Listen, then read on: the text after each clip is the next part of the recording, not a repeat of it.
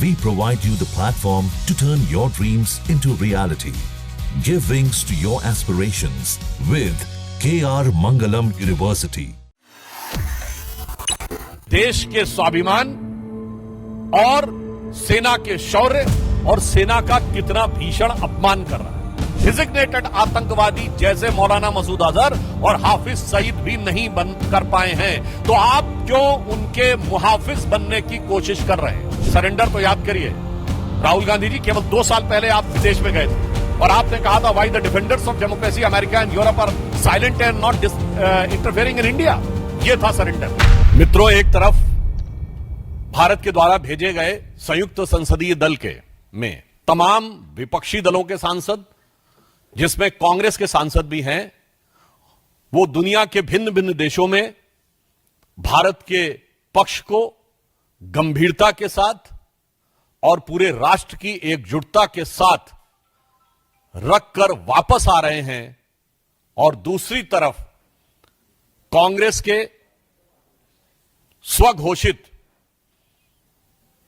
स्वनामधन्य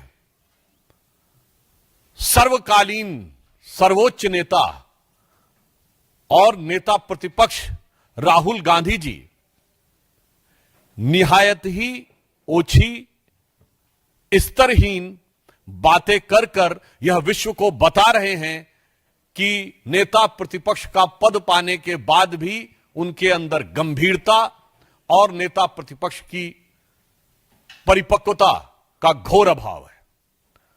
मित्रों, यह विषय सिर्फ उनकी अपरिपक्वता का नहीं है, विषय उससे कहीं गंभीर है।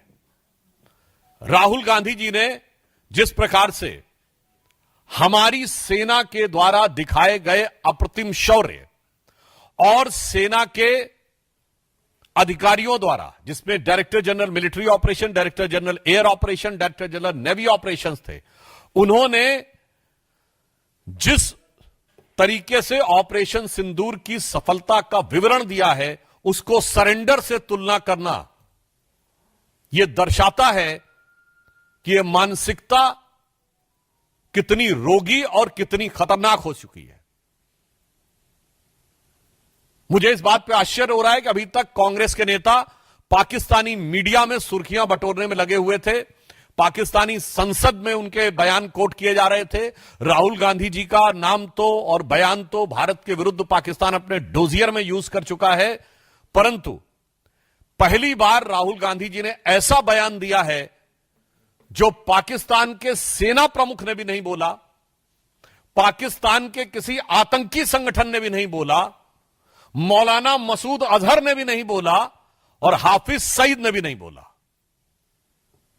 इसमें से किसी ने यह शब्द नहीं बोला है कि भारत ने सरेंडर किया है, बल्कि उन लोगों ने अपनी अपनी तकलीफों का इजहार गाहे बगाहे किया है।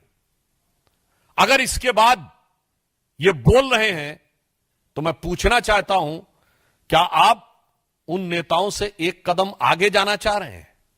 यानी अभी तक तो आप पाकिस्तान के लोगों को, पाकिस्तानी सेना और पाकिस्तान के आतंकी संगठनों को कवर फायर देते थे, अब उनके सिरमौर भरने की कोशिश कर रहे हैं।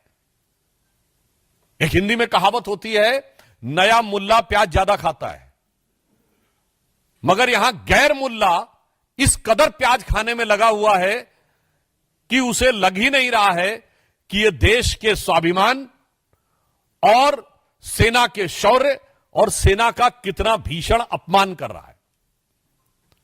मैं पूछना चाहता हूं, वैसे राहुल गांधी जी की बुद्धिमत्ता और विवेकशीलता पर आप सभी लोग परिचित हैं। मात्र 1 वर्ष पहले की बात है, आज 4 जून है। 4 जून को चुनाव परिणाम आए थे। तीसरे अटेम्प्ट में 3 अंक न पाने को, जिसको अद्भुत सफलता नजर आ रही हो और पटाखे फोड़ने शुरू कर दिए हो, और तीसरी बार प्रधानमंत्री बनने पर जिसको पराजय नजर आ रही हो, उसकी कितनी समझ है और उसका कितना विवेक है, यह भली भांति समझा जा सकता है। राहुल गांधी जी का यह कहना सेना का सरासर अपमान है। मैं कांग्रेस पार्टी से पूछना चाहता हूं, ऑपरेशन सिंदूर की सफलता की घोषणा सेना ने की है, भारत सरकार ने नहीं की है, भारतीय जनता पार्टी के किसी प्रवक्ता ने नहीं की है। जैसे आपके प्रवक्ता अब अचानक सोकर जागने लगे, अपने जमाने क्या क्या बातें बोल रहे हैं। तो मैं पूछना चाहता हूं, आपने सरेंडर शब्द यूज करके सेना का अपमान किया है या नहीं? क्योंकि सीधे सीधे जब आपने सेना के बयान को सरेंडर से तुलना किया है, इसका मतलब भारत और भारत की सेना का सर झुकाने का वो काम और इसके लिए वो शब्द जो पाकिस्तान की सेना, पाकिस्तान के आतंकवादी संगठन और यूएन सिक्योरिटी काउंसिल के द्वारा डिजिग्नेटेड आतंकवादी जैसे मौलाना मसूद अजहर और हाफिज सईद भी नहीं बन कर पाए हैं, तो आप क्यों उनके मुहाफिज बनने की कोशिश कर रहे हैं? और मैं दूसरा बताना चाहता हूं राहुल गांधी जी से कि अगर आपको यह समझना है सरेंडर, तो याद करिए राहुल गांधी जी केवल 2 साल पहले आप विदेश में गए थे और आपने कहा था why the defenders of democracy America and Europe are silent and not interfering in India. यह था सरेंडर। 15 जुलाई 2011 को आपने कहा it's impossible to totally control terrorism. यह था आतंक के आगे सरेंडर। 26/11 के हमले के बाद आपकी सरकार ने शर्म शेख में कहा कि कंपोजिट डायलॉग प्रभावित नहीं होगा आतंकी घटनाओं के साथ। यह था आतंक की मानसिकता के साथ सरेंडर। 1995 में नरसिम्हा राव सरकार के समय एक फोन आया और भारत ने अपना एटॉमिक एक्सप्लोजन रोक दिया। यह था सरेंडर। 1971 में 93,000 प्रिजनर ऑफ वॉर थे। 1971 में 93,000 प्रिजनर ऑफ वॉर थे। फिर भी पीओके क्यों सरेंडर कर दिया? छंब का 160 किलोमीटर का एरिया जीता हुआ क्यों सरेंडर कर दिया? 13,000 किलोमीटर पाकिस्तान के पंजाब और सिंध का जीता हुआ क्यों सरेंडर कर दिया? 54 हमारे सैनिकों को वापस नहीं लिया, उन्हें क्यों सरेंडर कर दिया? 1965 में जीता हुआ हाजीपीर का दर्रा सरेंडर कर दिया। लाहौर से 20 किलोमीटर दूर तक सेना पहुंच गई थी, वो सरेंडर कर दिया। 62 में तो क्या क्या सरेंडर कर दिया। 19 नवंबर 1962 को जवाहरलाल नेहरू का कैनेडी को लिखा गया लेटर है जिसमें उन्होंने सीधे कहा है कि अमेरिका आकर अमेरिकन पायलट्स हमारी एयरफोर्स को संभाले, जो 2010 में डिक्लासिफाइड हुआ है कैनेडी लाइब्रेरी के द्वारा। 1960 में सिंधु का 80% पानी सरेंडर कर दिया। 1948 में आपने कश्मीर का एक हिस्सा सरेंडर कर दिया। 1947 में मुस्लिम लीग के आगे 1/3 सरेंडर कर दिया। तो राहुल गांधी जी, आपकी पार्टी और आपके खानदान के कारनामे आजाद हिंदुस्तान के कैलेंडरों में सरेंडर से भरे पड़े हैं।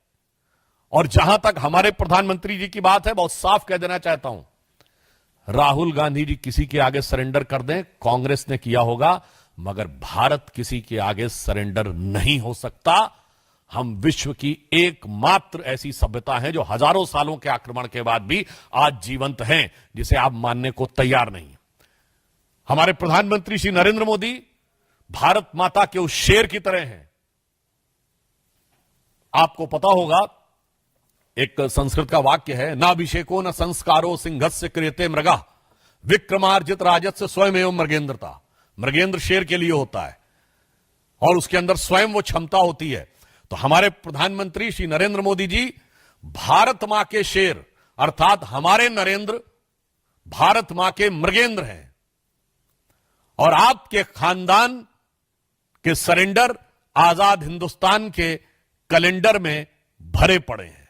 इसीलिए मैं राहुल गांधी जी के लिए यह पंक्ति कहकर समाप्त करना चाहता हूं कि आदतन, फितरतन, शरारतन, व्याकुलता के कारण या कुटिलता के कारण आप प्रधानमंत्री के खिलाफ बोलिए, भारत सरकार के खिलाफ बोलिए, भारतीय जनता पार्टी के खिलाफ बोलिए, हमें बर्दाश्त है। पर भारत के स्वाभिमान और भारत की सेना के लेकर आप झूठ बोलेंगे तो यह कतई बर्दाश्त नहीं है। तो इसे सिर्फ एक पंक्ति कहूंगा कि वो पैरवी तो झूठ की करता चला गया, वो पैरवी तो झूठ की करता चला गया, बस उसका चेहरा उतरता चला गया।